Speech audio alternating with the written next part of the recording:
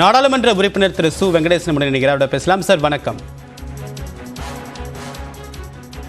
AIIMS மருத்துவமனைக்கான கட்டுமான பணிகள் தொடங்குவதற்கான டெண்டர் இறுதி செய்யக்கூடிய பணிகள் தற்போது நடைபெற்று வருவதற்கான முதற்கட்ட பணி தொடங்கியிருக்கிறது. அந்த எந்த நிறுவனம் இந்த கட்டுமானத்தை கட்டும் என்பது தொடர்பான டெண்டர் கோரப்பட்டிருந்தது. அதற்கான நிறுவனம் தற்போது இறுதி செய்யப்பட்டிருப்பதாக நியூஸ் 18 தமிழ்நாடு தொலைக்காட்சிக்கு தற்போது பிரத்யேகமாக பெயர்ந்திருக்கிறார் எய்ம்ஸ் மருத்துவமனையுடைய இயக்குனர்.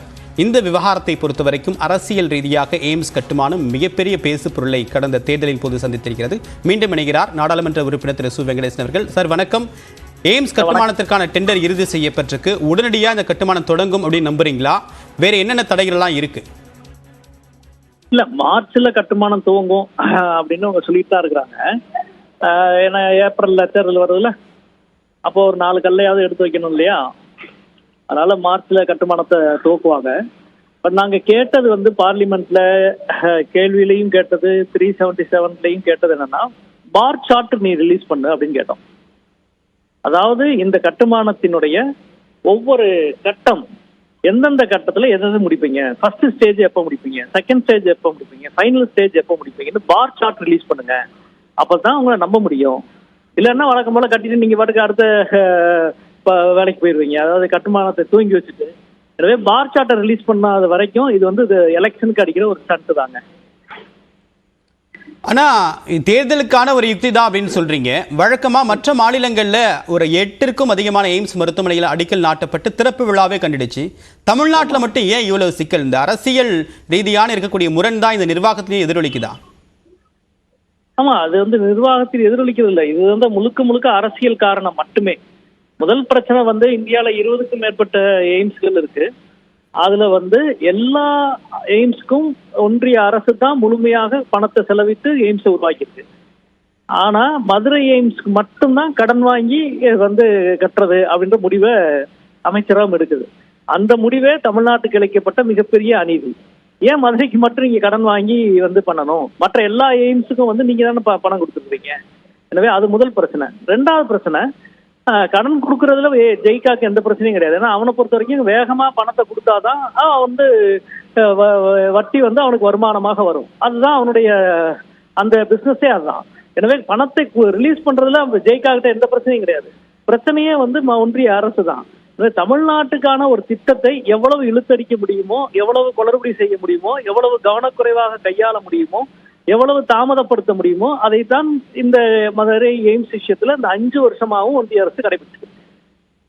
பிரதமர் நரேந்திர மோடியுடைய பேச்சின் போது தமிழ்நாடு அரசு முட்டுக்கட்டை போடுது அப்படின்ற ஒரு விமர்சனத்தை முன் வச்சிருந்தாரு. ஸோ இதில் தமிழ்நாடு அரசுடைய முட்டுக்கட்டை தான் இருக்கு, மத்திய அரசுடைய முட்டுக்கட்டை 1% கூட இல்லை அப்படின்னு சொல்லிட்டு SR சேகர் ஒரு கருத்தை சொல்றாரு. உங்களுடைய பார்வை என்ன? தமிழ்நாடு அரசுக்கு இதுல எந்த பங்குமே கிடையாது. நிலத்தை ஒப்படைக்க வேண்டியது மட்டும்தான் தமிழ்நாடு அரசு செய்ய வேண்டிய ஒரே வேலை. அந்த வேலையை கடந்த காலத்தில் அஇஅதிமுக அரசு காலதாமதப்படுத்தியது. போன 2019 நான் MP ஆன உடனே முதல் பிரச்சனையாக நான் கையில் எடுத்தது, அன்றைய முதல்வர் திரு எடப்பாடி அவர்களுக்கு கடிதம் எழுதி பிரஸ் மீட் நடத்தி உடனடியா நிலத்தை ஒப்படைங்க எய்ம்ஸ்கிட்ட. ஏன்னா அது வந்து வருவாய்த்துறை அமைச்சருடைய சொந்த தொகுதி தான். அது அவருடைய தொகுதியில அவருடைய துறையில இருக்கிற நிலத்தை வந்து வகை மாற்றம் செய்ய வேண்டியது. அதுல தாமதமாச்சு. எனவே அதை செய்யுங்கன்னு அதிமுக அரசு போராட்டம் பண்ணாங்க. அது ஒரு 6 மாத கால தாமதத்துக்கு அல்லது 1 வருஷ கால தாமதத்துக்கு, ஒரு 8 மாதம் இருக்குன்னு வச்சுக்கோங்க, 8 மாத கால தாமதத்துக்கு அஇஅதிமுக அரசு பொறுப்பெடுக்கலாம். மிச்சம் 5 வருஷ தாமதத்துக்கு யார் பொறுப்பெடுக்கிறது? இதுல மாநில அரசுக்கு வேற எந்த வந்து பங்கும் கிடையாது.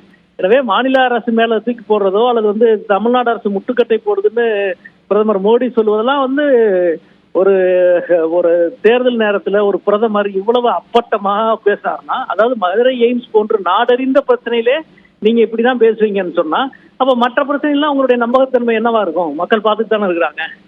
நீங்க உங்களுடைய துறை, உங்களுடைய ஸ்கீம், நீங்க கடன் வாங்குறீங்க வேற ஒரு நாட்டினுடைய ஒரு நிறுவனத்திட்ட, அதை வந்து செயல்படுத்த விடாம இருக்கிறதுக்கு எப்படிங்க 1600 கோடி பட்ஜெட் 1900 கோடியை மாறுச்சு? நாடாளுமன்றத்தில் நான் எழுப்பின கேள்வி, நீங்க எப்ப கட்டி முடிப்பீங்கன்னு நாங்க கேட்கல, எப்ப கட்ட துவங்குவீங்கன்னு சொல்லுங்கன்னு கேட்டோம். அதுக்கு 1 வருஷமா பதில் இல்லை. இப்ப எலெக்ஷன் வந்த பிறகு மார்ச் மாசம் துவங்க போறோம், நோட்டிபிகேஷன் முன்னாடி துவங்க போறோம் அப்படின்னு ஒரு சென்ட் ஆடுறாங்க. அது பிரச்சனை இல்லை, இப்பயாவது துவங்குங்க. ஆனா எங்க கேள்வி பார் சார்ட்டை வெளியிடுங்க அப்படின்றதான் எங்களுடைய கேள்வி. அது வெளியிடாத வரைக்கும் இவர்கள் நடத்துவது ஒரு தேர்தல் நாடகம் என்பதுதான். உங்களுடைய கருத்துக்களுக்கு மிக்க நன்றி திரு சு வெங்கடேசன்.